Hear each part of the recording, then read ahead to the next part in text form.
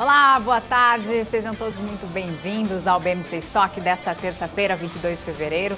Eu, Isabela Takaki e Hanna Beltrão estaremos juntas até as 2 horas da tarde com as principais informações do mercado financeiro no meio do dia. Confira os destaques do dia.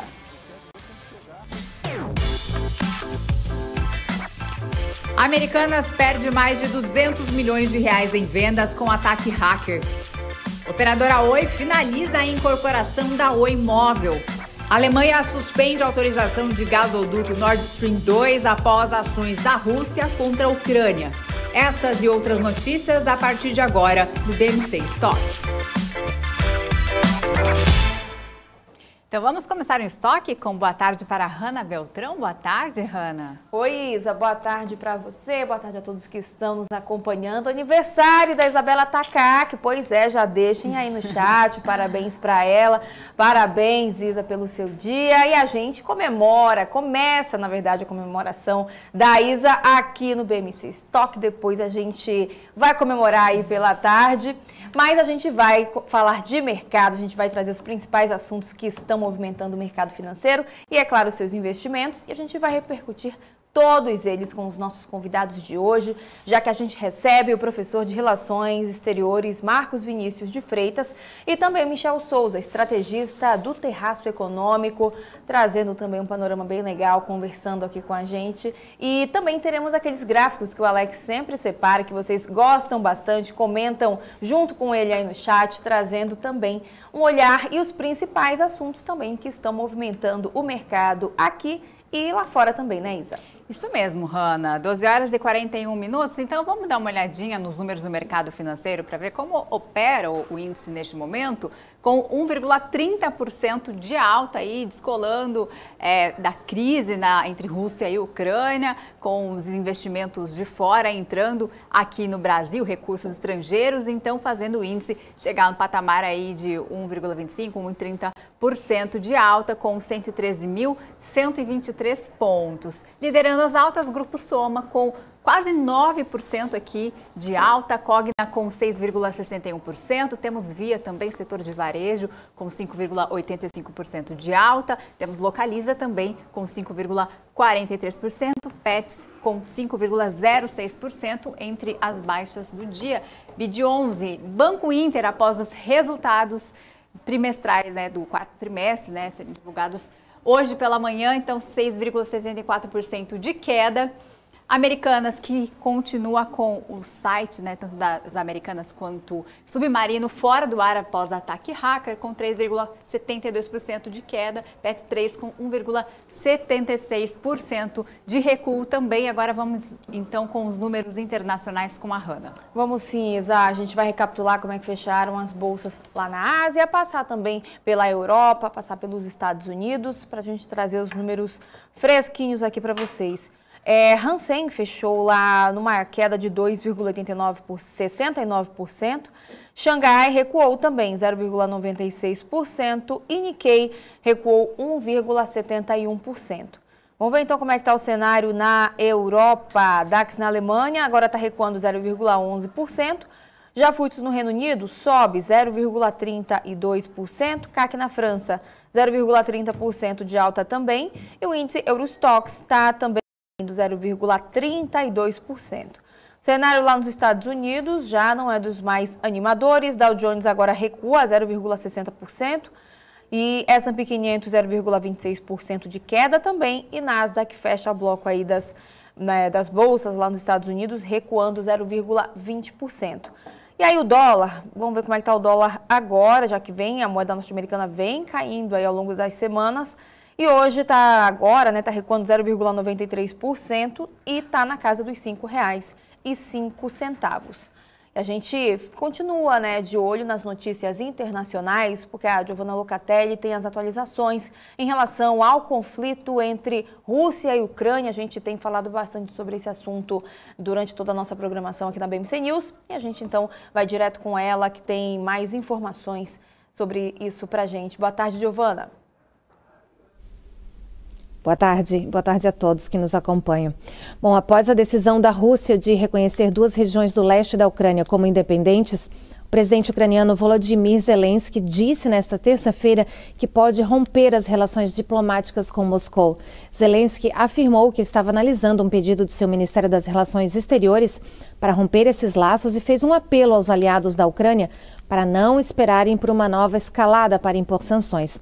Apesar disso, minimizou um conflito em grande escala com a Rússia, mas está preparado caso isso ocorra. A ameaça foi clara para o governo do presidente Volodymyr Zelensky, que nega ser responsável pela escalada de bombardeios na linha de frente entre as forças ucranianas e separatistas apoiados pela Rússia nos últimos dias. A televisão estatal russa transmitiu extensas reportagens alegando, sem provas, que a Ucrânia estaria preparando uma ofensiva contra os territórios separatistas. Zelensky, em um comunicado pela TV, instou os aliados da Ucrânia a agir imediatamente e pediu que o povo ucraniano permaneça calmo. O presidente disse ainda, abre aspas, estamos em nossa terra e não temos medo de nada e nem de ninguém. Zelensky falou com o presidente Biden e convocou uma reunião em seu Conselho de Segurança e Defesa. Com vocês. Bom, Giovanni, a Alemanha anunciou a suspensão do acordo para a implementação do gasoduto russo Nord Stream 2 hoje, né? A estrutura passa aí pelo território alemão até Berlim e dobraria o fornecimento de gás para a Europa. E a Giovanna, então, tem mais detalhes sobre esse fornecimento. Sim, Olaf Scholz decidiu suspender a certificação do gasoduto que liga a Alemanha à Rússia, que faz esse transporte de gás. A medida é uma resposta à decisão de Putin de reconhecer a independência das regiões separatistas de Donetsk e Luhansk, no leste da Ucrânia. Em um discurso, Scholz informou que instruiu o Ministério de Questões Econômicas e Ação Climática alemão a cancelar um relatório sobre segurança de oferta energética nacional que havia enviado a reguladores. Sem essa certificação, o gasoduto não pode entrar em operação. Além disso, o Scholz disse que a União Europeia estuda sanções e ações conjuntas à Rússia. Claro, a gente acompanha os reflexos disso. Com vocês aí no estúdio.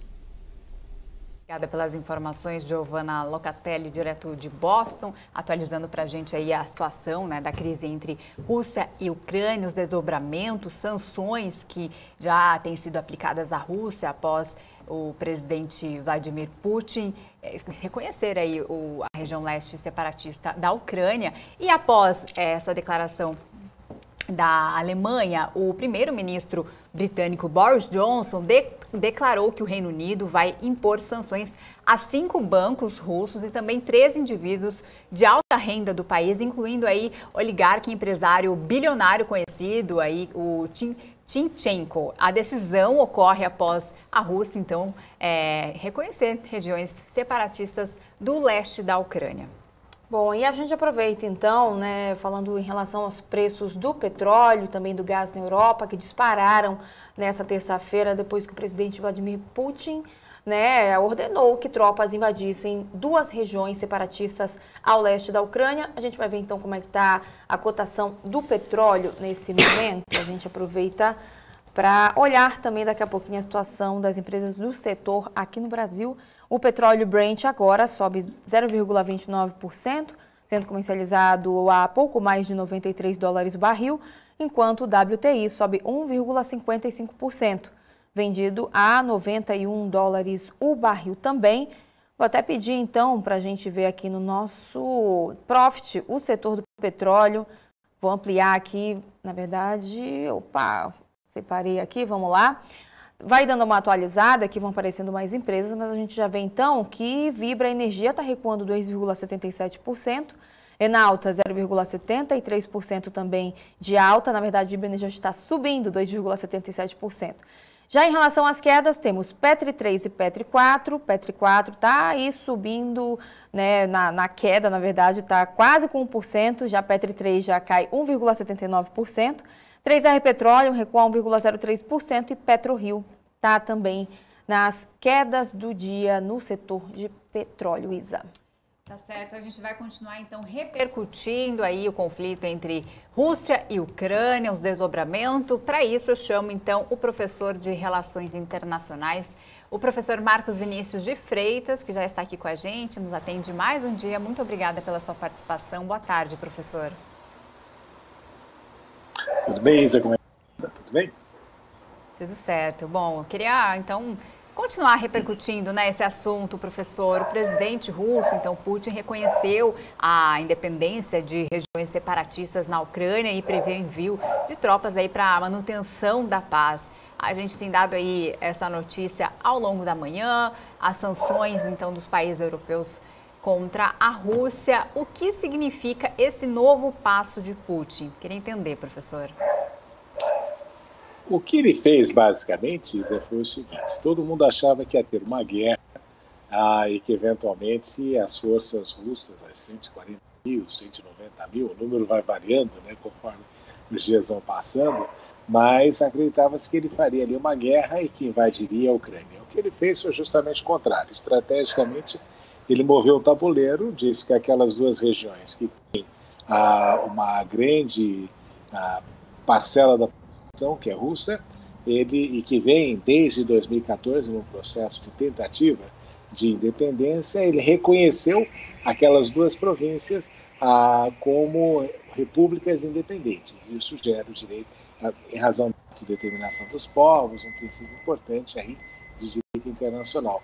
Quando ele faz isso, ele permite aí que possa ter algum tipo de incursão no território ucraniano, mas não como uma invasão, mas até mesmo pode ser a pedido destas duas repúblicas como uma forma de intervenção humanitária para resolver o problema que elas estão passando. E até no discurso que ele falou, ele mencionou aí que estava havendo ali um genocídio, coisa parecida. Então, ele mudou o perfil, né, da situação, ele retirou aí aquela questão de que a Rússia faria uma guerra total na Ucrânia, criou ali, colocou um camelo dentro da tenda, não é? Porque basicamente a Ucrânia agora, se não tinha condições de se tornar membro da OTAN, agora menos ainda, porque certamente a presença dessas duas repúblicas desestabiliza qualquer sistema político na Ucrânia que não tenha aí uma proximidade com Moscou.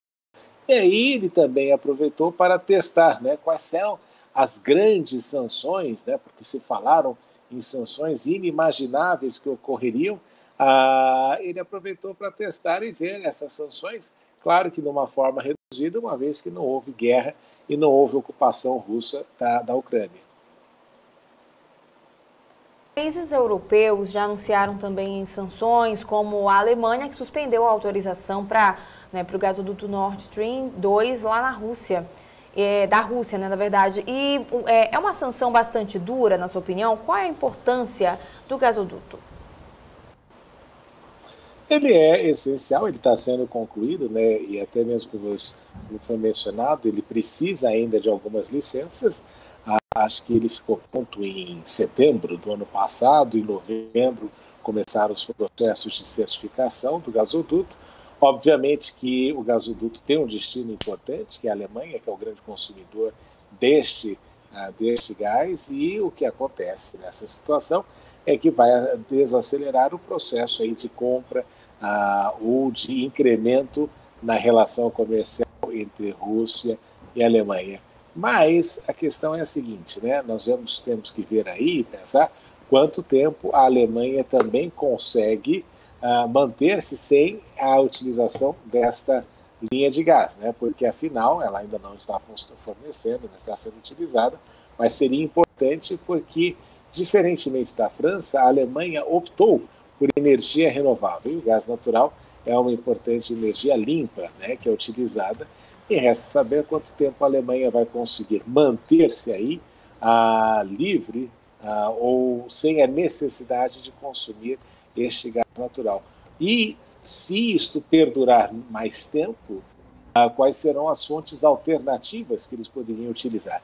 Obviamente que os ingleses vão dizer que do Mar do Norte pode vir um pouco desse gás, que eles poderiam suprir um pouco dessa necessidade, e até mesmo os norte-americanos têm falado que teriam interesse aí de vender gás para a Europa, justamente para diluir a dependência da Rússia. Mas é uma questão de conta que certamente o chanceler da Alemanha vai fazer daqui a algum tempo e vai verificar se vale a pena ou não manter as sanções.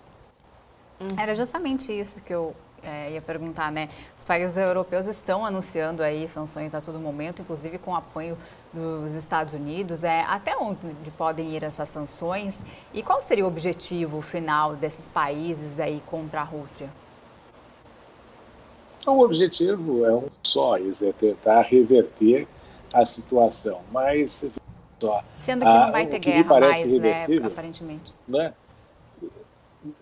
A situação me parece irreversível porque o Putin justamente não abriu mão da questão de a Ucrânia não se tornar membro da OTAN. Acho que isso está muito claro.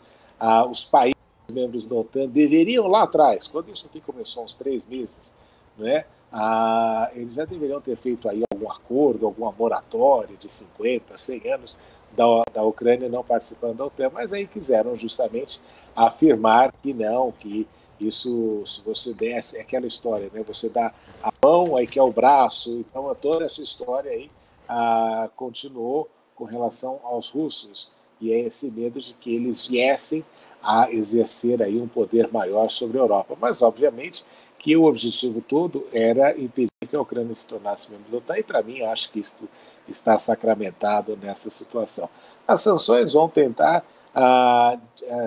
criar problemas econômicos, justamente na expectativa de que estes problemas econômicos viessem a inviabilizar a continuidade da ação tomada por Putin. Mas nós não podemos esquecer que hoje em dia você tem um terceiro elemento importante nessa equação toda, que é a China, que, de alguma maneira, tem, junto com a Rússia, criado aí alguns laços importantes na área econômica, política e militar, e que, de alguma forma, vai impedir que a Rússia sofra aí muito golpe. Mas até mesmo o chanceler, o ministro de Relações Exteriores da Rússia, disse que o Sergei Lavrov, ele disse que os russos já estão acostumados com sanção há muito tempo, então não pioraria tanto a vida deles assim. Uhum. E, né, ainda falando disso, o ministro das Relações Exteriores da China, Wang Yi, disse hoje que o país asiático está preocupado com a piora da situação na Ucrânia. Qual seria a preocupação dos chineses, na sua opinião, nesse momento? Uma coisa só, né, que é importante para a China que haja a estabilidade global para que ela continue no seu processo de crescimento econômico e que atinja aí o objetivo de ter uma renda elevada mais alta até 2049, quando a República Popular da China comemora aí os seus 50 anos de existência. Qualquer coisa que atrapalhe este processo sempre é visto pelos chineses com preocupação. E você vê aí, né, o impacto direto disso é que o preço do petróleo aumenta e, obviamente, que os chineses que não são autossuficientes em petróleo também vão ter que pagar essa conta, né? Então, o que os chineses querem hoje em dia é estabilidade nas relações internacionais, justamente para impedir aí que haja qualquer tipo de travamento no seu desenvolvimento econômico e comercial. E justamente no momento em que o frete global fica caro, o preço do petróleo aumentando, o frete global fica caro, e o resultado é que isso cria aí um desincentivo às importações de produtos chineses que se tornam mais caros. Então, para os consumidores locais, isso pode levar aí alguns países a retomar a produção local de determinados produtos. O resultado é que isso não é interessante para a China no curto, no médio e no longo prazo, e prejudica, né, esse mesmo processo de crescimento econômico que a China tanto desde tem lutado para ter nos últimos 40 anos. Professor, eu estou dando uma olhada aqui no nosso chat do YouTube, né? Tem um telespectador dizendo: o Putin agiu como mestre do xadrez. Na sua opinião, ele fez uma boa jogada ali, já era estratégia, tudo isso que estava acontecendo, ou ele está dançando conforme a música, teve que mudar a estratégia no meio do caminho? Olha, muita gente fala, né, que o Putin é um estrategista ruim, mas excelente em tática. Eu acredito aqui que ele conseguiu as duas coisas. Ele moveu o tabuleiro de uma maneira que ele sabe a dependência que os europeus têm do gás que ele produz. Mas ele sabe também que esta dependência pode ser diluída se houver aí uma intensificação da força dos Estados Unidos em cima dessa questão. Então, e é isso que eu comentei antes, Isa, a grande mudança no tabuleiro é que você agora inseriu um elemento a mais, né, externo, que é a China, que ajuda nesse processo todo e que dá para o Putin uma tranquilidade de ação. Veja, quando a gente conversou lá atrás, né, acho que eu comentei, a gente falou, não vai ter guerra, e se tiver qualquer coisa, vai ser depois das Olimpíadas. Né? Nós comentamos isso.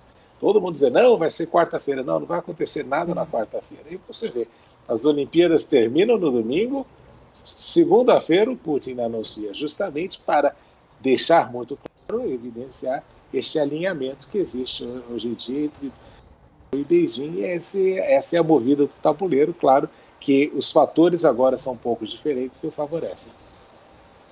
Muito bom. Muito obrigada pelas explicações, pela participação aqui com a gente para esclarecer, iluminar mais essa questão, né, tão complicada aí entre Rússia e Ucrânia. Temos desdobramentos aí a cada hora, né, as agências de notícias atualizam alguma situação entre Vladimir Putin, Zelensky, e a gente vai continuar repercutindo aqui ao longo da nossa programação. Quem quiser então rever essa entrevista do Marcos Vinícius para ver como é que, em que pé que tá o porquê, né, esses novos passos do presidente russo Vladimir Putin. Obrigada, professor, por sempre nos atender. Boa tarde para você. Dá para vocês também, é sempre um prazer conversar com vocês. Obrigada, a gente se vê na sexta-feira, presencial, né? Combinado. Tá certo. Obrigada, professor. Bom, só para avisar vocês que estamos em novo link para dar o seu like, para aumentar o nosso engajamento, o nosso conteúdo ser entregue de forma mais unânime. E você pode, então, já começar a mandar a pergunta, alguma dúvida sobre o cenário econômico, né? Como é que essa crise entre Rússia e Ucrânia pode afetar o mercado, porque a gente já está aqui com o nosso entrevistado, nosso segundo convidado do dia, que é o Micael Souza, estrategista do Terraço Econômico. Muito obrigada pela presença, participação aqui com a gente. Micael, boa tarde para você. Boa tarde, Isabela. Boa tarde. É um prazer estar aqui com vocês. Obrigada, prazer é nosso. Então, pessoal, que quiser fazer pergunta para o Micael, pode fazer pergunta aqui no nosso chat. As pessoas que estão acompanhando através do Profit da Neológica também pode tirar a sua dúvida aqui no nosso chat e a gente repassa então para o Micael. Micael, eu queria começar repercutindo então, né, já que a gente continua falando sobre as tensões internacionais aí que estão movimentando, né, o mercado financeiro. Como é que você avalia o impacto da crise Rússia e Ucrânia, os movimentos de sanções contra a Rússia, depois que Putin reconheceu regiões separatistas da Ucrânia e ordenou o envio de tropas aos locais? Como que esse contexto geopolítico afeta o mercado de ações e as estratégias de investimentos? A gente precisa ainda acompanhar quais serão essas sanções, né? Os Estados Unidos, semi-oficialmente, declara sanções só às províncias de Lugansk e Donetsk. Então, a gente não tem muita certeza de quais serão essas sanções direta à Federação Russa, né? Mas a gente já tem movimentos de alguns países da União Europeia enfatizando que haverá sanções mais diretas à Rússia, sim. Então entram outros pontos estratégicos de Vladimir Putin sobre como que essas sanções irão afetar a Rússia. A principal arma de sanção que o Ocidente pode usar contra o Vladimir Putin é o sistema SWIFT de pagamentos internacionais, que poderia isolar toda a Federação Russa de qualquer outros pagamentos do exterior e, teoricamente, causando um colapso interno da economia russa. Isso impactaria toda a economia global e afetaria todo mundo negativamente, inclusive o Ocidente, porque tem a questão da Europa com gás, tem a questão de petróleo global, tem a questão de diversas outras commodities, como minério, que impactam o mercado também se a Rússia não puder negociar o seu próprio minério. Então, haverá uma inflação global exponencial num curto prazo se houver movimentos de sanções em níveis tão elevados. Então, o Ocidente também perde. E isso impacta os mercados, isso impacta a inflação global que já está acentuado, e isso impacta até as projeções de juros e das taxas de juros americanas. Então, é um movimento muito delicado de se fazer, é uma situação muito estressante para todos os líderes e que acompanham a economia internacional, principalmente americana e da Europa.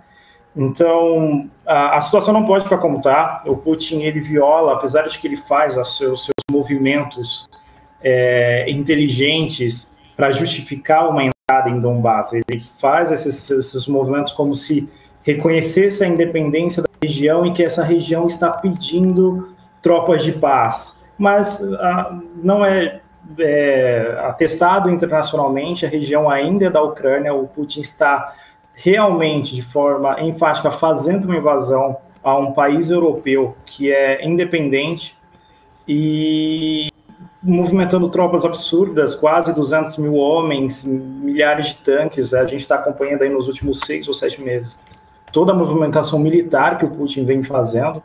É a maior movimentação militar desde a Segunda Guerra Mundial, talvez não seja ainda o maior conflito.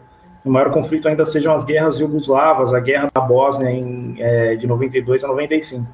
Mas é o maior militar desde a Segunda Guerra. Então, é algo que não deve ser perdoado pelo Ocidente. O Ocidente não pode permitir esse tipo de movimento do ditador russo, né, em exercício.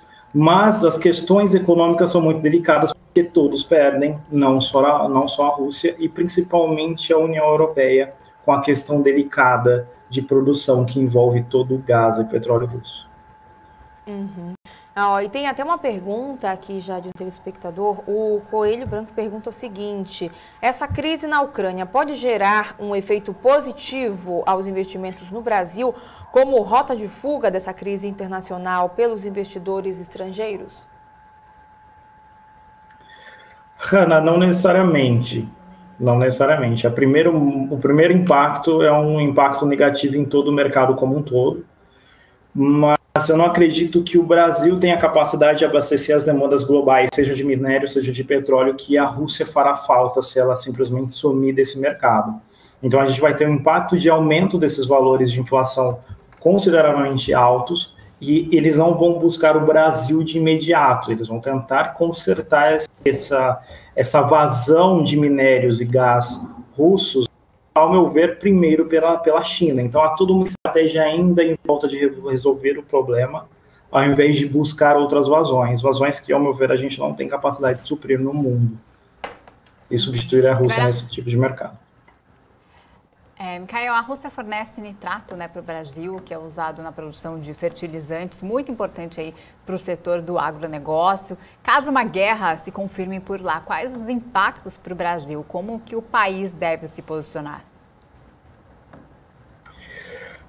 Eu acho que o Brasil tende a se manter neutro, porque o Brasil é historicamente um país neutro, até mesmo em relação à Segunda Guerra Mundial. Foi muito difícil o Brasil ter tido uma postura um pouco mais enfática. A guerra precisou chegar até nós para que Getúlio Vargas tivesse tido uma postura de entrar na guerra e fazer toda aquela campanha da Itália lá, que o Brasil ajudou a eliminar os nazistas da região sul da Itália. Então o Brasil se manterá em neutro e um tanto quanto apaziguador. Mas, sobre a questão dos fertilizantes, isso impacta se houver sanções. Se houver sanções do Ocidente e inibir os outros países do Ocidente de negociarem com a Rússia, teoricamente nos impede de negociar esses fertilizantes com a Federação Russa. Então isso dificulta muito, pode impactar diretamente todas as nossas plantações, afetar indiretamente a pecuária, vai afetar empresas da nossa bolsa. Então, sim, tem uma capacidade de impacto considerável, mas eu acho que isso ainda não acontece de imediato. Eu acho que as sanções ocidentais dos Estados Unidos e da União Europeia serão de uma forma financeiramente mais estratégicas do que limitar esse tipo de negociação a primeiro momento. Eu imagino, acho que o Brasil não precisa se preocupar, mas eu imagino que Itamaraty, nossa economia, esteja caminhando para tentar achar alternativas para isso, porque sim, pode ter um impacto negativo nas plantações e nas commodities principais aqui do país. E como que essas tensões internacionais devem impactar aí as economias globais? Quais os impactos para a Europa e Estados Unidos e também para a OTAN? Bom, o impacto mais evidente, acho que foi a declaração do chanceler alemão Olaf Scholz sobre o Nord Stream 2, né? Sobre aquele gasoduto que está sendo construído partindo para fora da Ucrânia e dando aquela volta para chegar na Alemanha e a partir da Alemanha distribuir gás para o resto da Europa. Eu acho que o principal impacto é a questão do gás. Eu acho que é uma falha de defesa e econômica considerável que a União Europeia possui em relação à Rússia. Então, o Olaf Scholz demorou para falar que esse gasoduto ia ser cancelado, que eles iam rever, etc., porque é uma questão que impacta muito a produtividade alemã e de diversos outros países. Eles precisam do gás para aquecer as casas, para manter indústrias ativas, para gerar energia. Então, tem um impacto considerável, quase 40% de toda a energia da União Europeia vem do gás russo. Então, isso é o principal impacto. Então, isso gera inflação imediatamente. Só o fato de se falar sobre o assunto já gera inflação quase que instantaneamente. Esse é o impacto mais evidente na economia europeia. Os Estados Unidos estão tentando achar soluções para essa dependência do gás russo, mas ainda não se tem uma ideia viável sobre isso. Os Estados Unidos fala sobre mandar o gás em navios, etc., mas é logisticamente inviável. Encarece em excesso e muito provavelmente os Estados Unidos não tem todo esse gás para vender, para abastecer toda a necessidade europeia. Então, acho que esse é o primeiro impacto, é uma das principais falhas estratégicas da União Europeia sobre esse tema. Sobre isso, o segundo principal impacto seria a questão do petróleo. O petróleo ele já está tendo esses movimentos de subida, a gente vem acompanhando isso já nas últimas semanas. Esses movimentos do petróleo já impactam a questão da inflação global, que já está muito volátil com relação aos movimentos da economia americana, com sua taxa de juros, seu crescimento, etc. Então, isso tudo só piora o cenário um pouco mais instável e também a possibilidade de guerra em si. É claro que a Rússia tem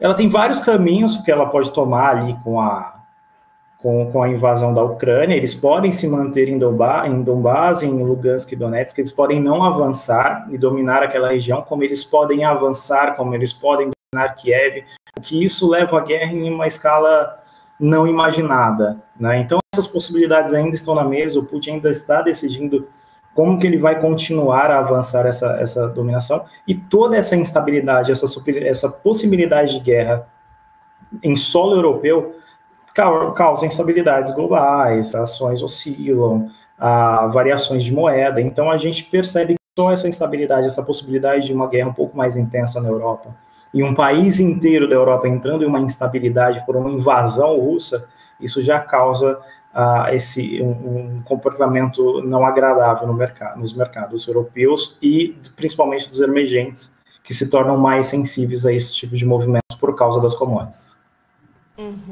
E em relação ao câmbio, como é que uma guerra na Europa pode afetar o dólar e também os sistemas monetários internacionais?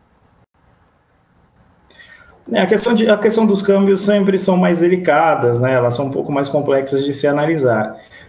Mas depende muito de quais medidas econômicas o Ocidente usará contra o Putin. Então, se o Putin usar a China como vazão das suas mercadorias e haver essa importação, então haverá uma valorização das moedas asiáticas. Essa valorização pode impactar os mercados do Ocidente, tá? Gerando inflação e instabilidade.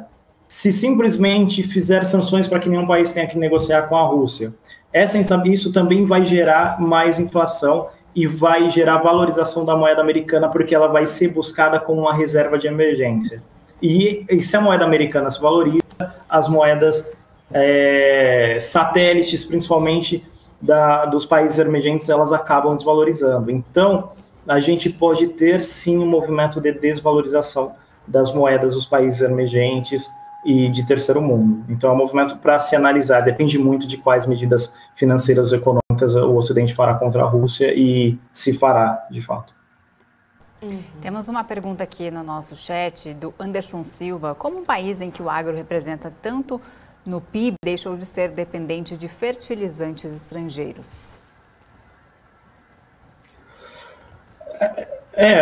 Isso é uma falha nacional, né? A gente poderia ter a nossa própria indústria de fertilizantes, já que é uma coisa intimamente ligada, né? Não há uma produção em larga escala dessa nossa commodity se a gente não tiver um controle real de fertilizantes e acompanhar esse mercado e acompanhar esses movimentos. Então, de fato, faltou estratégia do setor e do governo dos últimos 15 anos para lidar com esse tipo de questões.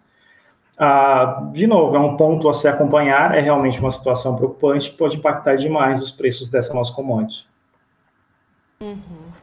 E só para complementar, inclusive, a pergunta anterior em relação ao câmbio, tem uma pergunta que é o seguinte: qual seria uma boa opção para o investidor se proteger, o investidor brasileiro, em relação aí a essa crise internacional? Qual seria o melhor, ouro ou dólar? Hanna, é um pouco complicado fazer esse tipo de orientação tão direta, né? Mas eu, particularmente, não sou muito fã do ouro. O ouro, ele engana bastante, dependendo da situação, tá? Então, a gente pode, em muitos momentos, muitos analistas esperam que o ouro suba e há um movimento contrário, e vice-versa. Então, o ouro ele é um pouco mais delicado. Sobre o dólar, ele pode ser um pouco mais previsível do que o ouro. Então, eu iria mais para o dólar, eu investiria mais em ações americanas, eu faria esse movimento de internacionalização dos investimentos, principalmente focado na moeda americana. Tá? Sobre a questão do ouro, tem um ponto interessante de toda essa crise, é o quanto que a Rússia tem aumentado as suas reservas de ouro nos últimos 6, 7 anos. Então, a Rússia ela aumentou exponencialmente as suas reservas para tentar minar qualquer tipo de impacto de sanções americanas futuras. Então, dá para se entender que Putin já tinha uma previsão de que sanções mais intensas viriam nos próximos anos. Né? Então, ele já está fazendo um movimento para tentar não ser tão dependente dessas sanções, que as sanções não impactem tanto. Ele está tentando desenvolver um próprio sistema SWIFT, ele está com uma reserva de ouro muito mais elevada, ele está estendendo os seus tentáculos econômicos para outros países da antiga União Soviética e tentando criar um ambiente de economia mútuo que não dependa tanto do Ocidente. Então, Putin já está tentando construir esses movimentos para não ser tão impactado por possíveis sanções. E ele vem fazendo esse movimento aí há pelo menos 10 anos. E agora, Micael, e de que forma o investidor, né, seja ele um profissional autônomo, assalariado ou mesmo empresário, pode aliar conceitos econômicos e conhecimento de mercado aí para ter sucesso nos investimentos? Muitas vezes a teoria, os conceitos macro aí, né, não são aplicados na prática. Como montar estratégias eficientes para aprimorar e usar esses conhecimentos?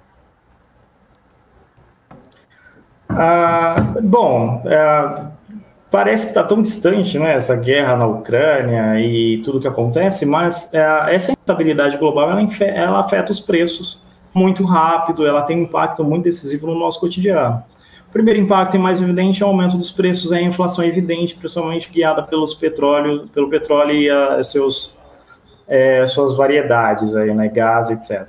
Então, o cidadão comum, que não precisa tanto acompanhar esses conceitos, esses movimentos mais globais da economia, ele precisa pelo menos estar a par desses movimentos mais intensos que acontecem, sejam da economia, sejam da política nacional ou da geopolítica do mundo como um todo. Acho que ele, compreendendo esses impactos mais evidentes, ele já consegue se preparar melhor com as suas finanças pessoais. Então, ele já sabe que ele tem que ficar de olho na inflação, que ele tem que estar preocupado com as taxas de juros do país, que ele tem que tentar conseguir resolver a questão dos seus investimentos, atrelada à inflação, que ele vai conseguir ter um resultado melhor, tentando superar as previsões de inflação que o mundo oferece.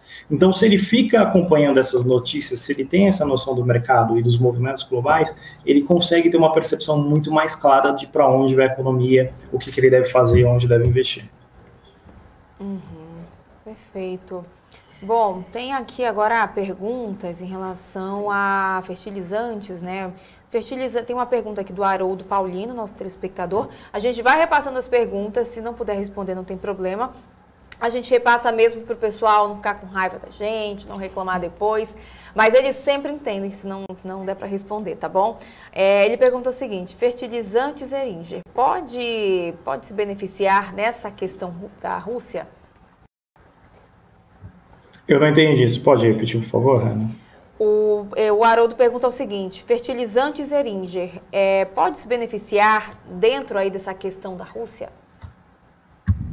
Eringer, acho que é a marca, né, do fertilizante Eringer. Eu acho que é uma marca específica. Levando em conta que é uma marca nacional e que pode desenvolver seus próprios fertilizantes. Sim, né, a nossa indústria nacional de fertilizantes pode sim se beneficiar de uma crise no exterior, da ausência de fornecimento aqui. Só que a gente precisa pensar se as marcas nacionais, não essa específica, mas toda a indústria nacional de fertilizantes, ela tem a capacidade de atingir a demanda que a ausência de fertilizantes russos podem trazer para nós. Então, os russos, eles dão conta de uma demanda muito alta dos fertilizantes aqui no Brasil. Eu não sei se as indústrias nacionais têm capacidade de suprir essa demanda, se eles têm essa capacidade de produção. Então, acho que essa é uma informação relevante. Mas, sim, saindo uma potência do mercado, do cenário, é uma oportunidade para outras empresas. Crises são oportunidades para muitas empresas. Então, sim, dependendo da gestão e da capacidade dessas empresas, pode ser um cenário benéfico. Ainda, né, falando de fertilizantes, temos uma pergunta do Paulo César. Na privatização e venda de ativos da Petrobras que fabricavam aí fertilizantes, a iniciativa privada não investiu na indústria de fertilizantes, por quê? Bom, essa é uma pergunta interessante e difícil de responder, né? Porque eu não vejo um motivo de não se investir. Porque é uma consequência, é um movimento lógico. Eu imagino que o nosso telespectador, ele pense, nossa, um mercado como o Brasil, com tantas plantações, que tem um impacto tão direto na nossa economia, como que não tem um insumo que é tão necessário para isso, né? Então, eu acho que faltou um pouco de visão das empresas aqui e um excesso de domínio russo no nosso mercado. Né? Então, faltou um pouco de ambas as visões, do empreendedor, das empresas, e conseguirem ganhar espaço, tendo que competir com o fertilizante vindo de outros países. Eu acho que essas são as principais questões sobre esse tema. Perfeito. Tem uma pergunta aqui, deixa eu voltar aqui, que o pessoal vai mandando pergunta, a gente vai selecionando aqui. O MPK pergunta o seguinte: não lhe parece que os Estados Unidos estão mais interessados em instigar a guerra para tentar para elevar o nível de popularidade de um governo, né, ruim, e acabando ofuscando também um problemão que está no colo do Fed para resolver? Essa é uma boa pergunta. Os Estados Unidos têm feito movimentos, no mínimo, decepcionantes sobre tentar evitar essa guerra. Tá? Então, a gente não consegue definir se é simplesmente incompetência do governo Biden ou se tem algum tipo de interesse oculto em alguma crise internacional do tipo. Tá? Vendo o histórico do curto governo Biden sobre o que aconteceu no Afeganistão, sobre movimentos no Oriente Médio, etc., eu tendo a acreditar que é a incompetência do governo Biden de conseguir fazer movimentos para minar a Rússia. Tá? Mas é muito difícil saber quais são as estratégias reais dos americanos. Os americanos poderiam ter dado modos de se evitar a invasão que a Rússia está fazendo na Ucrânia? Sim, poderiam. Os americanos poderiam ter sido muito mais intensos com a OTAN. Os americanos poderiam ter mandado soldados para pelo menos Kiev e fingir que algum tipo de exercício, como o próprio Putin fez com Belarus. Os americanos poderiam ter sido muito mais incisivos. Então, eu não tenho certeza que se há realmente uma estratégia focada nesse comportamento tão ineficiente dos americanos.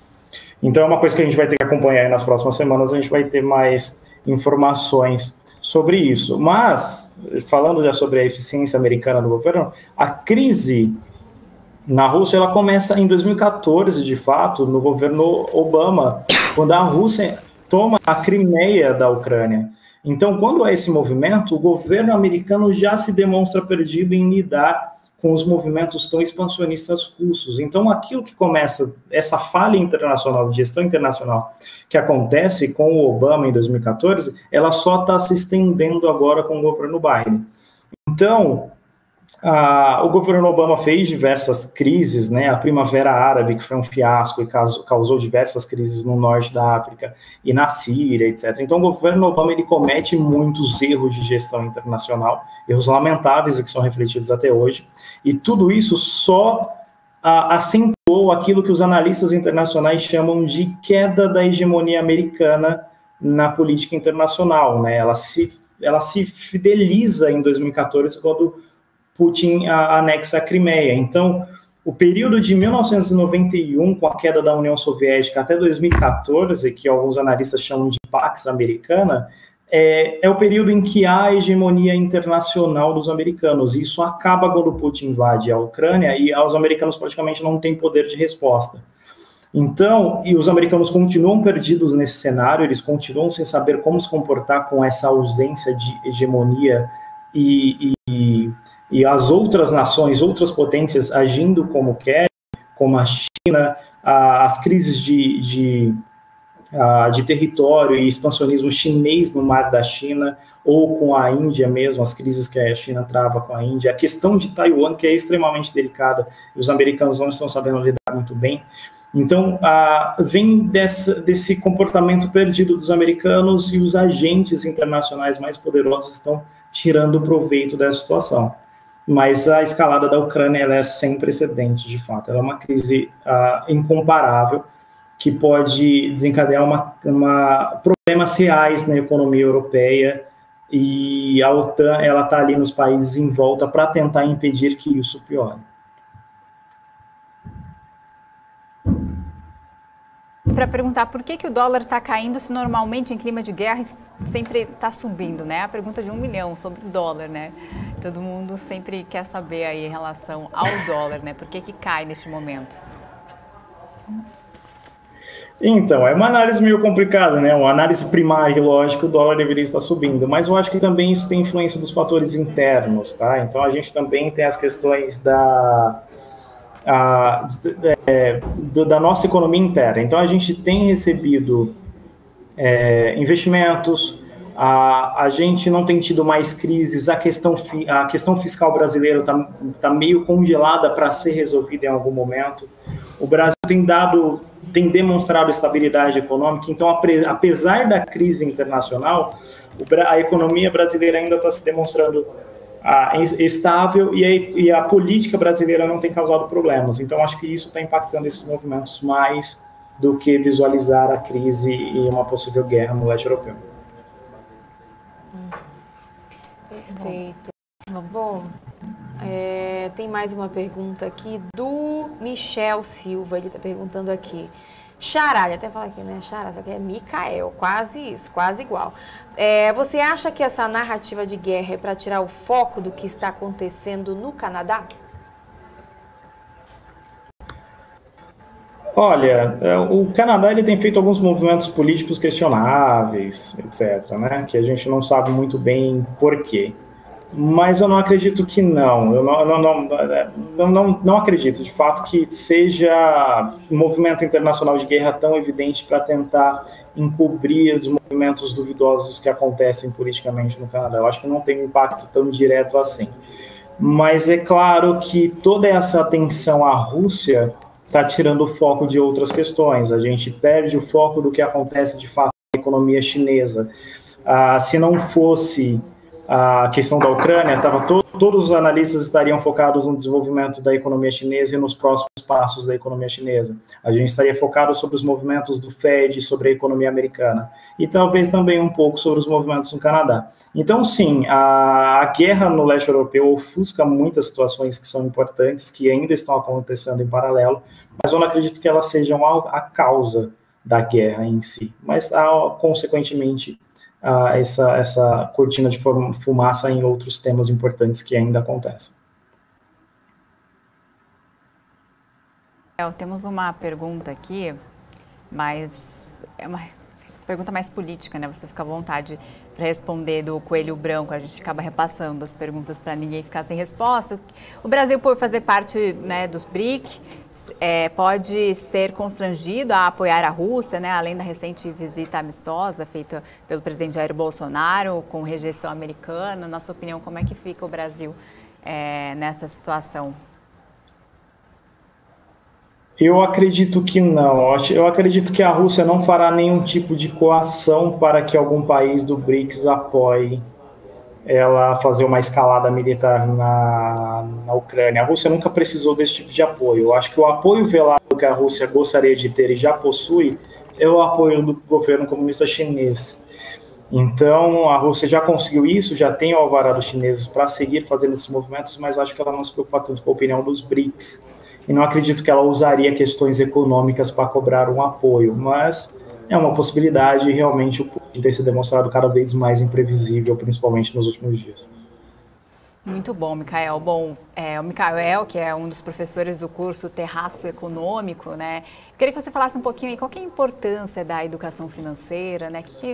Por que é importante hoje em dia, mais do que nunca, né? Acho que as pessoas entenderem, né, da economia como um todo, entender como é que as ações internacionais impactam no mercado. Você como professor aí do Terraço Econômico. Isabela, são questões que impactam diretamente no bolso do investidor, né? Certo que a gente fica tenso por ser uma questão de guerra, eu como analista também acompanho de perto, mas os principais impactos, além da atenção de se acompanhar essa notícia, são os impactos de investimentos, são os impactos financeiros. Então, hoje, com tanta informação, com tanta coisa acontecendo, a gente precisa saber interpretar esses acontecimentos, a gente precisa saber interpretar os acontecimentos e os movimentos na economia, na política e no mundo para usar nos nossos investimentos e ter os melhores resultados. Então, quando a gente conhece melhor isso, a gente tem resultados de investimento muito melhor. Então, crises são sempre oportunidades. Quem acompanhava a questão da possível invasão russa e entendendo os movimentos, já colocou uma grana no petróleo, porque sabia que poderia haver esse aumento do valor. Então, todo movimento até uma crise é uma oportunidade de lucro, seja uma guerra no leste europeu, seja o movimento dos nossos impostos ou das questões fiscais no Brasil, seja o aumento da taxa de juros nos Estados Unidos. Então, tudo isso envolve oportunidades. Então, um investidor bem informado, ele não entra em pânico, ele ganha lucros de formas diferentes. Então, acho que é essa a questão. Se ele se mantém informado, ele consegue tirar proveito de todos os acontecimentos que tem no mercado. Tá certo. A gente conversou, então, com o Micael Souza, que é estrategista do Terraço Econômico e professor também, dá vários módulos, né, no curso de MBA. Obrigada pela sua presença aqui com a gente, Micael. Eu que agradeço, Isabela, Ana, foi um prazer. Obrigada, professor. Foi todo nosso. Bom, e a gente volta aqui com o nosso noticiário econômico, porque problemas em seus sites e aplicativos há mais de 72 horas, desde a invasão de hackers aos sistemas nas primeiras horas de sábado, a Americanas vem perdendo vendas e implantou aí uma operação de gerenciamento de crise com foco maior em duas direções. A empresa tenta restaurar as estruturas danificadas para subir novamente aí as lojas online, numa espécie de caça aos rastros deixados aí pelos invasores, e precisa então dar vazão às centenas de reclamações de clientes que não têm conseguido acionar o grupo para tratar de pendências e dúvidas. Com todo esse problema, então, o Grupo Americanas perdeu cerca de 220 milhões de reais em vendas entre o último sábado e a tarde de ontem. A estimativa foi encomendada pelo jornal Folha de São Paulo, foi feita com base nos dados de vendas da companhia no terceiro trimestre de 2021. No período, a venda média diária nos portais do grupo foi de 110 milhões de reais. Vamos aproveitar então e dar uma olhadinha no papel Americanas, Hanna, que estava em forte queda aí no início do estoque. Estava em forte queda, né? Pois é, está caindo desde ontem, a gente falou aqui no estoque, estava caindo já ontem mais de 4%. Vou até separar aqui o setor, já separei o papel aqui para a gente olhar de Amer3, está recuando agora 4,89%, está aí na casa dos R$ 29,96, né? Está com queda forte também, até mais do que ontem. Aí a gente abre aqui o nosso mapa do calor do nosso Profit, tem a Amer 3 aqui, né, encostando nos 5% de queda. Na sequência, a gente vê a Mar 3, o ticker aí de lojas Marisa, recuando 1,27%, CIA 0,74% de queda, lojas Renner também, outra, né, varejista aí do setor de moda e mais para a parte do vestuário, que também, né, sofreu um ataque hacker no final do ano passado. Lojas Renner, então, está recuando 0,38%. E aí, depois a gente vê aqui nas altas, tem Grupo Soma, com alta agora de 7,56%, alta forte, né, que a gente consegue acompanhar. Depois, Pets sobe 5,12%, Via 3,46% de alta. Magazine Luiza, alta de 2,82%. Guararapes está aí também subindo mais de 3%. E Arezzo também aqui, fechando o bloco das altas, subindo 2,80%, Isa. Bom, só para dar uma atualização aqui sobre os desdobramentos entre Rússia e Ucrânia, nós temos uma atualização de que Joe Biden vai fazer um discurso sobre a crise Rússia-Ucrânia hoje às 4 horas da tarde, então daqui a pouco, e pode anunciar sanções então contra Moscou. A gente já falou aqui que Reino Unido, Alemanha e já anunciaram aí sanções contra Moscou e então Joe Biden também vai dar seu pronunciamento às 4 horas da tarde e pode também anunciar outras sanções econômicas. Autoridades de alto escalão do governo americano, então, pareciam bem hesitantes aí ontem ao descrever o movimento planejado de tropas russas para o leste ucraniano como uma invasão, mas essa postura parece ter mudado hoje. Então, o principal vice-conselheiro de Segurança Nacional, John Feiner, aí, ele disse que, né, a gente acha que sim, é o início de uma invasão, né? A gente já explicou, repercutiu esse assunto aqui com os nossos analistas, né, professor de Relações Exteriores e também o Mikael, também falou um pouco mais sobre esses conflitos e a gente vai continuar acompanhando, inclusive o presidente russo Vladimir Putin fala neste momento, daqui a pouco a gente vai então pegar as declarações dele, né, para ver o que ele está falando de importante, né, quais serão os novos passos de Vladimir Putin. Inclusive, vamos já mostrar as imagens ao vivo que nós temos do presidente russo Vladimir Putin, que faz um pronunciamento em rede nacional neste momento, falando aí mais sobre os desdobramentos da crise entre Rússia e Ucrânia, após ele reconhecer o leste ucraniano ali como uma região independente, como uma região separatista, segundo líder da União Europeia para Relações Exteriores, tropas russas já entraram na Ucrânia, porém a Rússia não confirma. Então a gente vai ficar aguardando informações dessas declarações para ver o que o presidente russo diz em relação a isso, né? Eles, segundo o líder da União Europeia, ele afirma que tropas russas entraram em Donbás, na Ucrânia, e eles consideram, inclusive, Donbás parte da Ucrânia. Disse, então, o chefe de Relações Exteriores da União Europeia, Joseph Borrell. Lembrando que Putin autorizou o envio de militares russos para as regiões separatistas da Ucrânia e Estados Unidos, Reino Unido, Alemanha já anunciaram sanções comerciais contra o Moscou. E a Alemanha, então, suspendeu a autorização para o gasoduto Nord Stream 2, como a gente mostrou agora há pouco, né, sobre a importância desse gasoduto e o que pode afetar aí, tanto na Europa quanto em Moscou.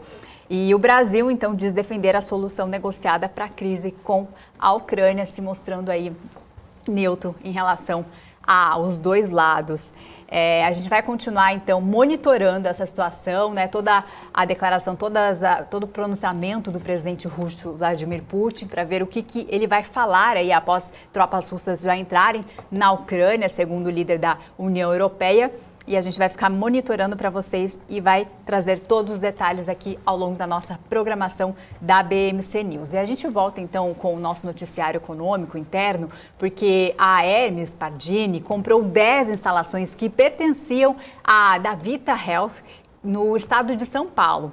Mas esse acordo é exclusivo aí apenas para as instalações físicas, equipamentos e benfeitorias nas unidades. A negociação entre a Pardini e a Davita não tem negócios aí com marcas ou contrato de credenciamento de clientes.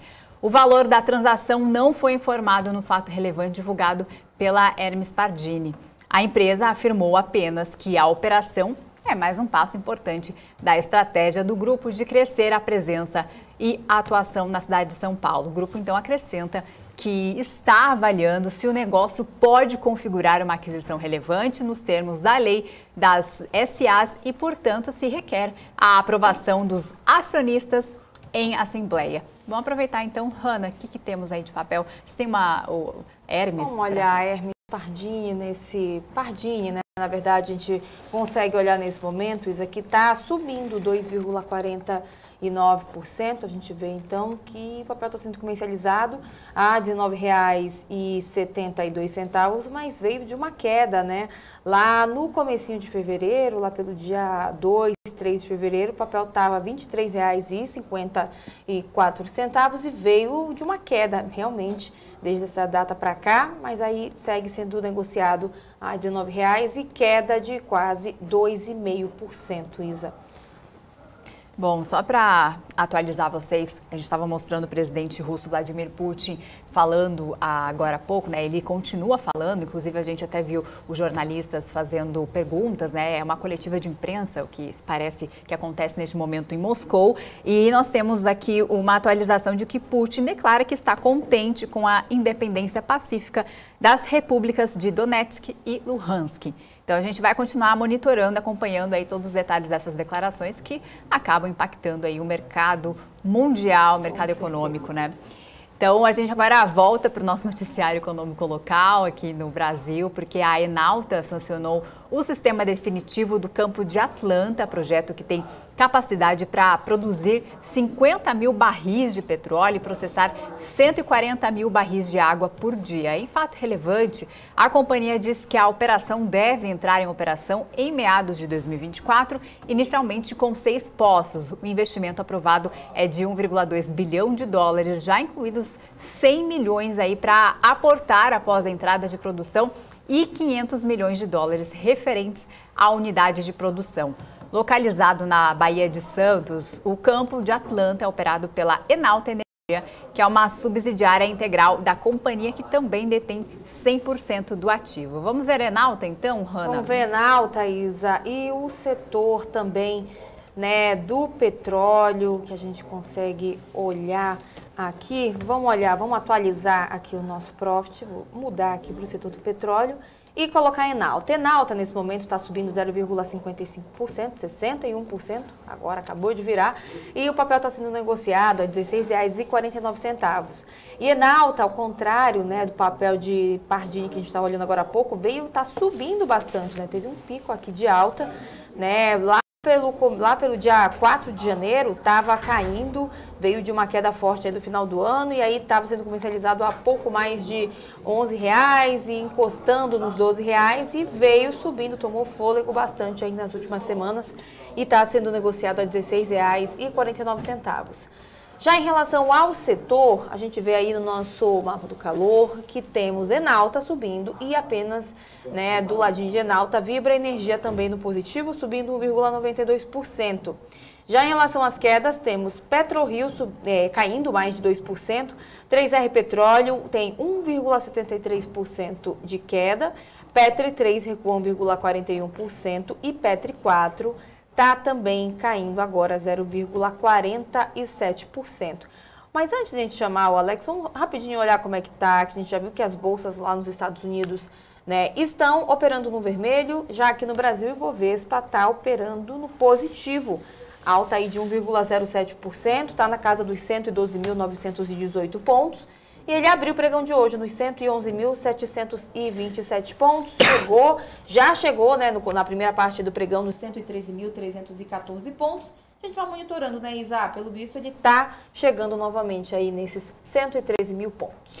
Isso mesmo. E antes de chamar o Alex, eu vou atualizar aqui uma informação, porque a gente falou agora há pouco que o presidente dos Estados Unidos, Joe Biden, iria falar às 4 horas da tarde. Porém, essa declaração, esse pronunciamento foi antecipado e será então às 3 horas da tarde. Daqui a pouquinho, então, a Casa Branca antecipou o discurso de Joe Biden, vai falar, a gente vai ficar monitorando aqui. E a gente estava mostrando o presidente Vladimir Putin falando agora há pouco. A gente está aos poucos aqui pegando as declarações, né, do que ele tem repercutido nessa coletiva de imprensa lá em Moscou. Então eu já falei que ele declarou que está contente aí com a independência pacífica das repúblicas de Donetsk e também de Luhansk. Ele disse que todas as controvérsias para completar aí a independência desses países dependem das negociações com autoridades em Kiev. Inclusive, já vou chamar o Alex André aqui, que eu fiquei sabendo que ele sabe falar russo, né? Então, estou quase colocando ele aí para fazer uma tradução simultânea para ver o que o Putin está falando. Alex, boa tarde.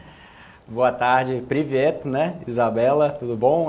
Parabéns aí pro seu aniversário. Obrigada. Né? Tudo de bom, muita saúde para você. Tudo bom, Hanna? Muito boa tarde. Tudo bom, Alex. Boa tarde para você também. Boa tarde a todos que nos acompanham. Então vamos lá, pessoal. Acho que bacana, né? A gente tem visto aí muita gente esperando, né, que a Bolsa poderia ter uma grande queda hoje. Essa que é a principal leitura desde ontem, né, na leitura do mercado. O que a gente tem visto, inclusive, com diversos gestores, inclusive hoje eu falei com mais um buy side, né? E acho que a perspectiva geral, quando a gente olha para emerging markets, que não sobra muita opção, né, quando a gente olha aqui na parte de um gestor global, né? A gente tem visto ali, por exemplo, a Rússia, né, como a gente acabou de comentar, inclusive com as falas do Putin, né, trazendo muita instabilidade, muita incerteza. Aí a gente começa a olhar um pouco, por exemplo, né, para a Turquia, né, ou seja, a Turquia também tem um presidente Erdogan, né, que tem muito estável, né, na sua política monetária por lá. E quando a gente fala de China, também tem um problema não só do real estate, mas todo o problema, né, de instabilidade por parte do governo. Então sobram poucas oportunidades, né, e o Brasil começa a ser uma das oportunidades, né, que a maior parte dos gestores já começa a alocar, né, a maior parte de equity por aqui. Inclusive a gente está vendo aqui a nossa bolsa, né, reagindo, apesar de ontem, né, ter uma forte queda, né, mas naturalmente a gente consegue observar 2022 sendo um ano positivo para o Brasil. Tá? Então vamos lá, pessoal, vamos falar aqui de forma geral. Acho que um ponto bem interessante, a gente começa falando sobre Estados Unidos, né, a gente coloca aqui em complemento, né, sobre crédito, né, ou seja, ontem eu falei sobre gastos do cartão de crédito, né, sobre os principais bandeiras, né, dos principais grandes bancos, e agora eu falo sobre o crescimento, né, de empréstimo, né, do cartão, seja aumento de limite, seja aumento de gastos nos Estados Unidos. A gente tem visto agora no primeiro trimestre de 2022, né, tanto aqui dos grandes bancos, né, tanto ali dos top 25, ou seja, os 25 maiores bancos dos Estados Unidos, crescendo, né, crédito ano contra ano, tá? Ou seja, então a gente tem aqui, né, o primeiro trimestre de 2022, um crescimento, né, bem maior que o quarto trimestre de 2021, à medida aqui, né, ou seja, a partir desde o primeiro trimestre de 2020 até o segundo trimestre, o segundo quarto de 2021, nós tivemos queda, né, de crédito nos Estados Unidos. Então esse é um principal momento que a gente consegue observar, né, uma melhora, né, de crédito nos Estados Unidos, ou seja, a economia muito forte, muito pujante, e isso reflete também no aumento de oferta por lá. Então acho que é um ponto bem interessante para a gente retratar aqui, isso já vem sendo discutido aqui ao longo das últimas semanas. Eu acho que, pessoal, acho que não só olhando para trás, acho que o principal é olhar para frente, né, quando a gente fala de investimentos. E esse gráfico retrata muito bem isso, tá? A gente tem duas linhas aqui, né?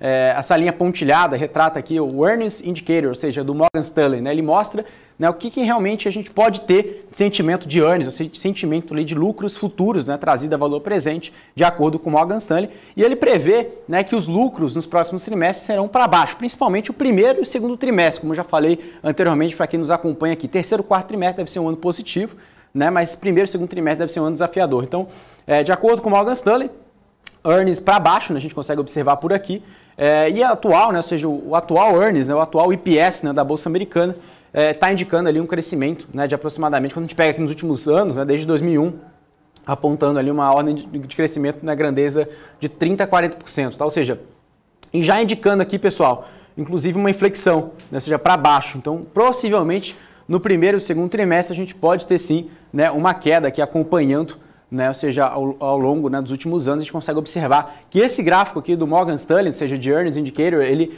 tem uma correlação muito alta, né, realmente nos últimos movimentos, né, ou seja, ele acertou aí quase que 100%, né, os movimentos ali previstos, ou seja, trazida a valor presente, uma expectativa futura, tá? Ou seja, a gente tem ali desde o ano 2001, ou seja, uma grande queda, depois uma recuperação ao longo dos ciclos econômicos, e agora a gente consegue já observar esse Earnings Indicator ali, observando uma queda, ou seja, possivelmente uma força vendedora, tá, em relação ao próprio índice do S&P 500 projetado para os próximos 12 meses, tá, o modelo do Morgan Stanley. Pessoal, acho que é um ponto interessante aqui, a gente sempre fala quais são as ações, né, que tem a maior exposição à Rússia. Muita gente fala, Alex, como que eu consigo ganhar dinheiro nesse cenário, né? Ou seja, será que investir numa empresa de petróleo da Rússia, né, uma Lukoil, né, uma Rosneft, alguma companhia, né, russa, enfim, você acha que faz sentido, né? Qual que são os países que têm a maior exposição à Rússia? São várias perguntas, né? Todo mundo quer se especializar em Rússia e Ucrânia nesse momento, né? E eu acho que um ponto interessante nesse gráfico já começa a responder uma dessas perguntas, né? A gente fala aqui, principalmente, a gente fala de alguns países estratégicos, né? Quando a gente fala principalmente ali próximos ali, né? Ou seja, Arábia Saudita, né? Kuwait, vários países ali, né, que a gente já começa a trazer dos Emirados Árabes, né, que tem uma exposição à Rússia, principalmente via energia e metais, tá? Então, primeiramente, a gente tem ali exposições, né, em países, né, principalmente relacionados ali, Emirados Árabes expostos na Rússia em empresas, né, de mineração, né, e também de refino de óleo, tá? Então, a gente tem essas duas maiores aqui, os dois maiores setores, tá? Depois nós temos aqui tanto metais básicos, né, eletricidade, gás, né, que está logo aqui, e também nós temos outros aqui como farma, madeira e papel, que são as menores exposições, tá? Quando a gente fala aqui dos top 10 setores, né? Os 10 maiores setores comparados de 2016 até o ano de 2018, tá? Os dados que nós temos aqui nesse gráfico, tá bom? Lembrando que a gente está falando também de exposição na Rússia em determinadas regiões, tá? Relacionados aqui a países dos Emirados Árabes, tá? Bom, aí quando a gente já começa a voltar para os Estados Unidos, são duas ações que a gente comenta bastante tecnologia, né, que é a AMD e a NVIDIA, e esse gráfico ele retrata o crescimento orgânico, né, de ano contra ano, né, entre as duas, né, ou seja, qual ação é melhor em relação a crescimento orgânico, né, em relação ali, principalmente dessas duas companhias, e a gente retrata aqui, né, quando a gente fala aqui de AMD, tanto de NVIDIA, a gente consegue observar que as duas companhias andam muito próximas, né? Mas quando a gente já começa a colocar o ano de 2022 em perspectiva, né? Ou seja, a gente tem uma perspectiva aqui de 31% de crescimento para a AMD e de 28% de crescimento da NVIDIA. Isso também vem trazendo para o mercado, principalmente ao longo dos últimos anos, que a gente observou em 2019 a AMD crescendo 4% e a NVIDIA caindo 7%. E desde então, a gente já começa a ver uma inflexão, né, a AMD subindo mais, né, a gente viu 2020 subindo 45%, antes 34%, e depois do ano 2021 a AMD crescendo mais que a NVIDIA, crescendo 68% versus 61%, e agora crescendo 31% versus 28% para o ano de 2022. Ou seja, a AMD saindo na frente da própria NVIDIA. Tá? Eu acho que é um ponto bem interessante quando a gente fala de crescimento orgânico. Bom, pessoal, essa tabela aqui, acho que vale a pena a gente lembrar de alguns nomes, né? Quando a gente fala aqui do Dow Jones, são as maiores quedas, né? Ou seja, das ações, principalmente saltaram resultados, né? Home Depot, o resultado saiu hoje, né? Claro que a gente não está falando do preço atualizado, fechamento de ontem, mas year to date, elas estão caindo 16%, a gente tem Microsoft caindo 14%, Intel caindo 12%, a gente tem a United Health também caindo 6%, a Apple, né, caindo 5,66%, a Salesforce, né, caindo 22%, inclusive eu até falei com uma gestora hoje, né, que gosta bastante de Salesforce, que tem do seu portfólio, e o que é interessante nessa tabela aqui, pessoal, que a gente mostra, inclusive nessa janela aqui, quando a gente fala aqui de year to date, né, em relação aqui ao próprio Dow Jones, a gente já começa a observar principalmente o que figura as maiores quedas das ações de tecnologia, né? Então nós temos aqui a própria Apple, né? A gente tem aqui a própria Intel, né? A gente tem a Salesforce, a Microsoft, né? A gente tem diversos, a Cisco também, né? Pode se classificar nesse sentido, diversas companhias, né? E muitas delas, né, que estavam ali entre as maiores quedas, né, começam a se recuperar, né, à medida que a gente conseguiu até observar no gráfico de ontem, ou seja, de uma revisão de EPS, mesmo que seja de um mês, uma revisão positiva para o setor de tecnologia, tá? Bom, pessoal, a gente já começa a falar de óleo, né, de petróleo, acho que é a principal discussão hoje, inclusive a gente está vendo aí 3R, Petro, né, as ações caindo no pregão de hoje, apesar de ontem, né, praticamente o Bovespa inteiro cair, essas ações subirem, e isso tem principalmente em relação ao ciclo do petróleo, né, pessoal? Então a gente tem visto ali uma tendência de alta, e isso mostra bastante nesse gráfico, né? Desde dezembro de 2021, a gente está chegando ali próximo ali do patamar de $100, né? Inclusive eu já falei muito ao longo das últimas semanas, né, que o petróleo pode sim passar os $100, até angariar ali, né, patamares de 110, 125, $150, como eu vou falar nos próximos gráficos a seguir, eu vou embasar com dados para dizer de uma forma mais clara, tá, pessoal? E quando a gente fala do ouro, né, o ouro bateu ali o $1.900, né, a onça, né, saindo ali do patamar, né, de uma resistência ali dos $1.800, já chegando a $1.900, e já trazendo essa percepção de risco, né? Ou seja, os investidores correm ali para as treasuries, né, correm para o ouro, E é uma ação que a gente sempre fala aqui, né, que a gente está sempre acompanhando, que tem uma exposição a ouro no Brasil mesmo, que não diretamente, né, que é um BDR, que é a Aura, né, que também é uma ação canadense, né, de ouro, inclusive tem uma participação também em cobre, que tem se valorizado. Inclusive alumínio, né, também a própria CBA, né, muita gente surfando os ganhos em CBA, né, alumínio também batendo máximas históricas, tá, pessoal? Bom, eu falei que eu ia comentar um pouco sobre o racional do petróleo, né? São diversos, né? Mas um deles é o mercado, né? O mercado começa já a precificar, né? Olhar o petróleo no patamar acima de $100. E como isso, pessoal? A gente está vendo aqui contratos, né? De opções, ou seja, contratos, né, de opção de compra, né? Call, para dezembro de 22, com strike a 100, 110, 125 e $150, tá? Ou seja, tem aumentado de uma forma ali muito consistente, né? Ou seja, o volume, né, dessas opções de compra de uma forma muito forte de todos esses strikes, tá? Então, tanto 100, 110, 125 e $150, tá? Ou seja, o mercado cada vez mais acreditando, né, que essa escalada do petróleo pode continuar, né, à medida em todo esse cenário geopolítico ainda muito incerto, tá? Bom, aí a gente volta atrás no passado, né? Inclusive Saravalli gosta bastante desse gráfico, né? A gente fala ali sobre 1990, né? Nós voltamos lá para 1990, né, quando a gente tem ali, né, a guerra do Iraque, né, que nós observamos os principais indicadores, né, o principal índice na Europa é a Alemanha, né, que é a maior economia na Europa. A gente olha pelo DAX, né, o índice alemão, que caiu mais de 30%. Né, e quando a gente olha para o petróleo, nesse momento, quando teve a guerra do Iraque em 1990, o que aconteceu com o preço do petróleo, pessoal? O preço do petróleo, né, subiu mais de 100%, tá, durante o período. Saiu de 20 para $40, tá? Ou seja, ele saiu no patamar aqui de $20 e chegou a bater $40, tá? Ou seja, no crescimento aqui de aproximadamente ali 100%, tá? E quando a gente teve uma queda também, né, do próprio DAX, né, caiu 30%. Então isso mostra também que essa possível escalada toda geopolítica, né? Se a gente olhar para trás nas últimas guerras, né, principalmente quando a gente pega a guerra do Iraque, como eu comentei agora, né, nos anos 90, que aconteceu ali uma queda muito forte da bolsa alemã, e isso também traz oportunidades para ações ligadas do setor. Tá claro que a gente está falando principalmente, né, em relação aqui às nossas empresas aqui no Brasil, né, mas também vale, né, para quem investe lá fora, né, principalmente as grandes empresas, né, não só as juniors, tá? Principalmente as majors que são listadas lá fora. E aqui nesse gráfico, né, nessa última tabela aqui, a gente fala aqui sobre as principais ações, né, que tem maior correlação com o aumento de juros. Né, acho que é um gráfico que a gente já atualizou aqui, já falou bastante. Mas a gente tem o setor de financials, né, como um setor aí que tem uma alta correlação com o aumento de juros americano, que é um ponto que ficou em segundo plano agora, né, com esse aumento de tensões nos Estados Unidos. Mas o mercado sim continua falando sobre isso, né. Mês que vem já está aí, né, de redução de balanço de Fed, né, aumento de juros. Então o mercado já olhando para os três principais setores, pessoal. Vamos falar 4 setores aqui, tá? Primeiro setor financials, né, setor de seguradoras e bancos. Industrials, energy, energia, principalmente petróleo, e setor de materials, tá? Ou seja, 4 setores que se beneficiam com o aumento de juros. Tá? Então pega o papel e caneta, anota aí, esses são os principais setores. Quais são os setores que não são beneficiados? Todo mundo já sabe, que nos acompanham, né? A gente tem aqui discricionário, né, e IT, né, setor de tecnologia, uma das maiores quedas, mas também figurando ali o setor de utilities e healthcare, né, com quedas também, tá bom? Então esses são os principais gráficos de hoje, Isabela e Hanna, sempre para elucidar aí a melhor informação para quem investe, né, você trazer um cenário macro bem atualizado. Tá certo, obrigada pelas informações, pelos gráficos do dia. Alex, boa tarde para você, a gente se vê amanhã. Obrigado, Isabela, até mais, tchau, Até tchau. mais. Tchau, tchau, Hanna. Bom, tchau, tchau, Alex. Por aqui a gente segue, né, Isa, trazendo ainda informações do mercado, né, porque após uma longa transação, a operadora Oi finaliza o processo de incorporação da Oi Móvel. Os detalhes a gente vê agora na reportagem. Em meio a uma recuperação judicial, a operadora de telefonia Oi confirmou hoje que foi implementada e se tornou efetiva a incorporação da Oi Móvel pela companhia.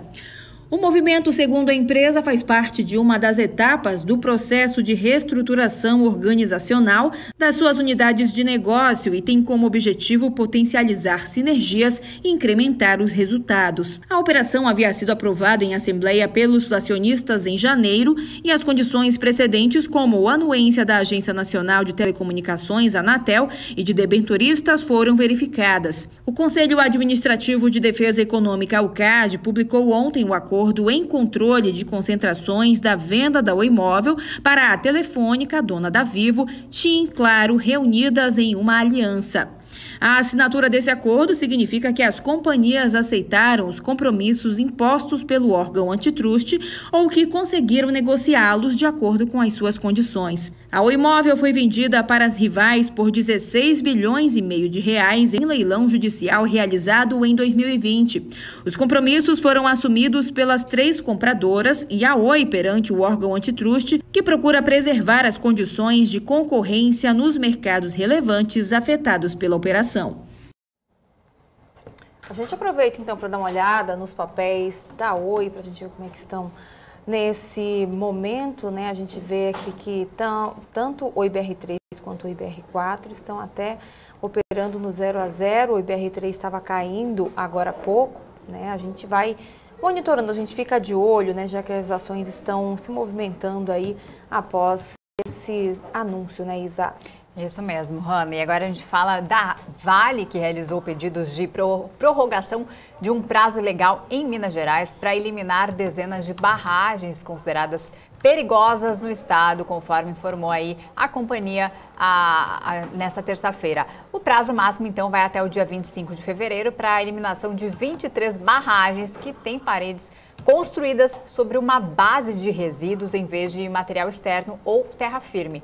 De acordo com a Vale, a solicitação foi feita pela inviabilidade técnica para o cumprimento dos prazos que demandam ações para aumentar a segurança diante da complexidade das obras. Vamos ver Vale, então, Hanna? Vamos olhar Vale, sim, Isa. Vou até separar aqui para a gente ver como é que está, né, nesse momento a mineradora. Vale está subindo 0,78%. O papel está na casa dos R$ 86,55.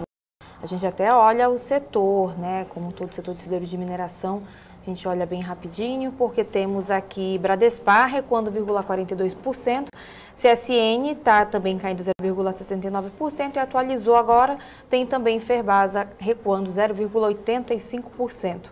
Já em relação às altas, temos os Minas subindo 0,52%, Semin 0,81% de alta, Vale também está por aqui, Gerdau com ticker igual 4 sobe 1,05%, GGBR4 também está subindo 0,79% e Aura Minerals também está aí nas altas do dia, Isa, subindo 0,69%. E já que você está falando de Vale, só vou dar uma atualização aqui que acabou de sair aqui para a gente, da Vale.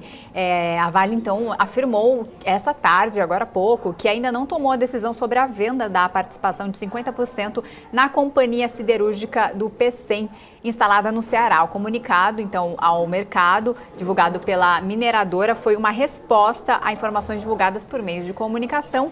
Segundo, as 4 empresas já teriam, então, demonstrado interesse. Então, ela afirma que não há nenhuma decisão ainda sobre a venda da participação da CSP. Então, atualização aí da Vale para complementar a notícia que a Hanna acabou de dar sobre a Vale. Hanna. Maravilha, Isa. E o Grupo Cosan informou hoje ao mercado, via fato relevante, que rescindiu o acordo de todas as tratativas com a controlada da Porto Seguro para a formação de uma joint venture com foco na atuação em mobilidade, denominada de Mobtech. A companhia justificou que o agravamento das condições macroeconômicas levou à necessidade de preservar a geração de valor a seus acionistas e também a priorizar a alocação de capital em seu atual portfólio de negócios. Vamos dar uma olhada então como é que está o papel agora do Grupo Cosan. Separei aqui para a gente ver que está aqui recuando, né? 1,98%, agora 2% de queda. Vou ampliar aqui para a gente ver melhor. E o papel está aí sendo comercializado na casa dos R$ 20,76, Isa. Bom, vamos atualizar aqui a situação, as declarações do presidente russo Vladimir Putin, que fala com jornalistas neste momento em Moscou. Vamos fazer um resumo aqui do que ele falou, dar os destaques aqui até agora. Putin, então, reafirmou que a melhor alternativa seria a Ucrânia desistir de se unir à OTAN e se manter neutra. É o que a gente tem discutido aqui ao longo dessas semanas, né? O conflito entre Rússia e Ucrânia / OTAN aí. Então, ele reafirma aí a alternativa de Ucrânia desistir de se unir à OTAN. Ele quer aí um compromisso da Ucrânia em relação à OTAN. Perguntado aí por jornalistas se há uma ameaça nuclear em relação à Ucrânia, Putin afirmou que não é difícil para o país vizinho conseguir produzir uma arma nuclear devido à tecnologia desde o período da União Soviética. Mesmo se a Ucrânia recebesse armas nucleares de curto alcance, isso representaria uma ameaça estratégica à Rússia, afirmou o presidente russo agora há pouco em declaração em Moscou. E o Felipe Nascimento, daqui a pouquinho, vai chegar aí com o marketing, com todos os detalhes sobre o pronunciamento do presidente russo Vladimir Putin, e também ele vai mostrar aqui ao vivo para vocês em primeira mão o pronunciamento do presidente dos Estados Unidos, direto da Casa Branca, Joe Biden, vai se pronunciar, vai falar sobre as tensões entre Rússia e Ucrânia, e fiquem ligados então que eles vão trazer todos os detalhes e as repercussões após isso no mercado, né? Porque a gente sabe que essas declarações impactam diretamente, imediatamente, né, no mercado financeiro, não só aqui no Brasil, mas no mundo inteiro. Então vamos aproveitar para ver como fecharam as bolsas europeias, dar uma olhadinha no índice, como está neste momento, Rana? Vamos olhar, Isa. Ó, vamos começar então lá pelos Estados Unidos. Dow Jones agora está recuando 0,81%. Depois a gente vê S&P 500 também caindo 0,55% e Nasdaq está também caindo 0,97%. Lá em relação às bolsas na Europa, DAX fechou numa queda de 0,26%, FTSE no Reino Unido alta de 0,17% e a gente consegue ver aqui também CAC na França e o índice Eurostoxx fecharam iguais aqui, recuando 0,01% as duas bolsas, que a gente consegue dar uma olhada. Já em relação ao Brasil, deixa eu voltar aqui para a gente olhar como é que está o índice nesse momento. Aqui no comecinho do estoque estava subindo pouco mais de 1%, agora sobe 0,87% e está subindo, Está tentando encostar na casa dos 113 mil pontos, que já foi inclusive a máxima do dia, chegou aí nos 113.314 pontos. Já aqui no nosso mapa do calor, para a gente ver aqui como é que estão os ativos nesse momento, pedir para o pessoal colocar aí na tela para a gente ver juntinho todo mundo. Aqui no mapa do calor a gente vê que a maior parte das empresas estão subindo, nesse momento. A gente vê então empresas do setor de educação como Cogna e Dux também estão aqui subindo. Tem Grupo Soma aí com uma forte alta, subindo 8,70% nesse momento. Depois a gente vê Localiza subindo 5,72%, Açaí alta acima dos 5% também. Pets, assim como o Grupo Soma também está aqui subindo mais de 4% agora e várias empresas estão subindo. E em relação às quedas, temos Banco Inter, BID11 recuando 7,09%. A Mer3, aí ainda em relação a esse ataque hacker, segue caindo, encostando também nos 5%, Isa. Tá certo, o BMC Stock vai chegando ao fim. Mais tarde temos Rana Beltrão no Business, Rana? Teremos sim, Isa. Mais tarde a gente volta, trazendo mais uma empresa no BMC Business. A gente conversa hoje com o Gustavo Couto, CEO do Grupo Vamos. Então, espero todo mundo às 6h45. Mandem perguntas lá no chat, que a gente repassa tudinho para esse bate-papo ficar bem completo. Até amanhã, Isa. Até amanhã, Rana. E o BMC Stock não vai chegando ao fim. Obrigada pela sua companhia até aqui com a gente.